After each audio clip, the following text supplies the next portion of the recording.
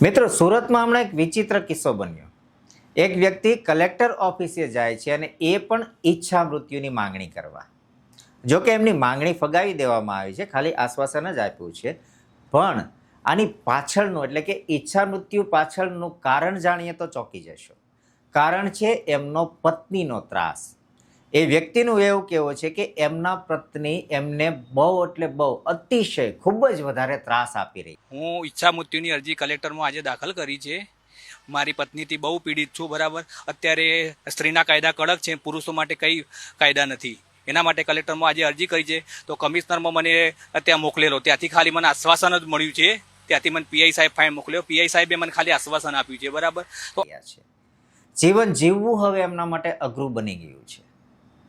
મિત્રો, આવા કિસ્સાઓ આજે આપણા સમાજમાં બહુ વધતા જાય છે અને ખાસ કરીને પતિ પત્ની વચ્ચેના અંતરો પણ વધતા જાય છે. મોડર્નાઇઝેશન હોઈ શકે કારણ આની પાછળ, પણ કહેવું એટલું જ છે કે જીવન એક જ છે. 7 ભવના જે ફેરા છે કે જેટલા જન્મો છે એ કોને જોયા, કોને ખબર છે. આ એક જે મેળો છે ને એને શાંતિથી જીવી લઈએ.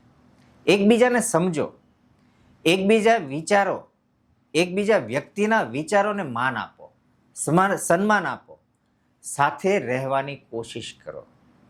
તો આ જીવવાનું જે છે ને એ મજા આવશે. કંઈક પતિ પત્નીને ખાસ કે શાંતિથી એકબીજાને સમજી અને જીવન વ્યતીત કરો. બાકી શું લઈને આવ્યા હતા ને શું લઈ જશું.